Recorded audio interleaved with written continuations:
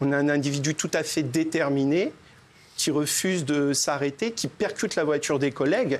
Et on sait évidemment que dans sa fuite, il va soit tuer des passants, comme ça a été récemment le cas dans plusieurs affaires. Le fils du restaurateur qui a été tué par un chauffard. Tant d'autres affaires qu'on pourrait citer. Et effectivement, le collègue, vous l'avez dit avec beaucoup de justesse, maître, il y a eu une réforme. Il y a un texte qui permet à mes collègues d'ouvrir le feu.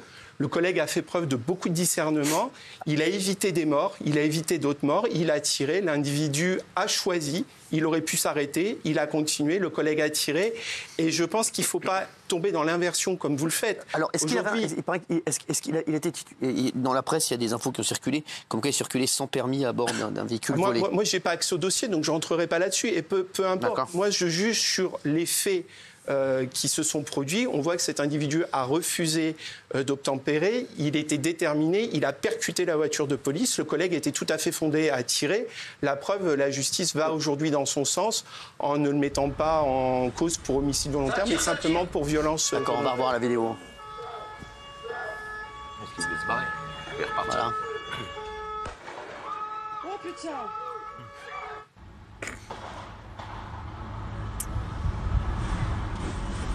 Ça tire, ça tire!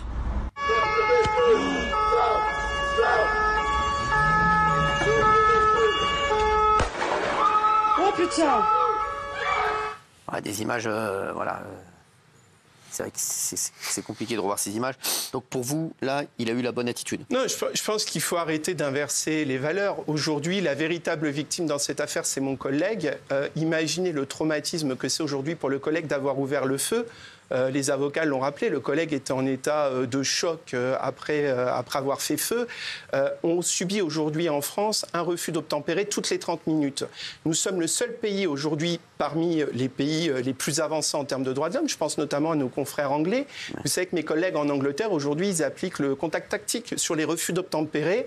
Ils shootent avec le véhicule, avec les risques que ça peut avoir. Il faut aujourd'hui que les individus apprennent à s'arrêter et à obtempérer aux forces de l'ordre. On ne peut pas continuer en France en laissant tout faire. Vous savez que notre hiérarchie aujourd'hui nous interdit de prendre en chasse les véhicules. Ça veut dire qu'on est dans une situation aujourd'hui d'impunité absolue. Un individu refuse de s'arrêter, il peut transporter de la drogue, il peut avoir commis un braquage, il peut être dans une action terroriste. On ne peut pas le prendre en chasse. Donc à un moment donné, il faut que les choses s'arrêtent. Mon organisation syndicale, le syndicat France Police, Policiers en colère, nous on milite pour une réforme de la légitime défense. On estime aujourd'hui que le texte ne va pas assez loin. Il faut retirer du texte deux notions, celles de proportionnalité et d'absolue nécessité, qui sont des notions absolument floues et qui laissent la porte à toutes les interprétations jurisprudentielles possibles. La justice dit quoi aujourd'hui ?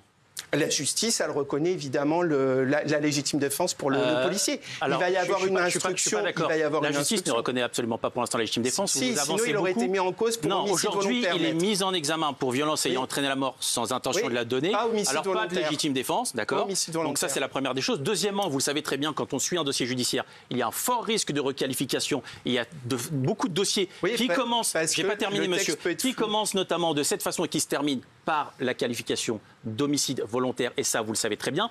Et là, quand j'entends Monsieur Touris, et je vous entends dire qu'il faudrait enlever ces notions un peu floues, l'absolue nécessité et la stricte proportionnalité, qu'est-ce que vous demandez, Monsieur Touris? C'est un permis de tuer à la française? Est-ce que vous demandez en vérité un permis de tuer pour la police? Parce que si effectivement les tirs ne sont pas encadrés par cette absolue stricte proportionnalité, qui va dire à ce moment-là, qui va encadrer à quel moment on peut tirer et on peut prendre la vie d'une personne? Parce que concrètement, c'est ce qui s'est passé. Tirer aujourd'hui, prendre le risque de tirer, c'est prendre le risque d'enlever la vie d'une personne. Et d'ailleurs, cette indécence, parce qu'aujourd'hui, M. Touris nous paraît effectivement extrêmement posé, etc. Cyril, encore une fois, je dis comme c'est important, et pour rebondir sur ce qu'a dit tout à l'heure mon confrère, l'inversement, la victime, c'est celui qui est mort.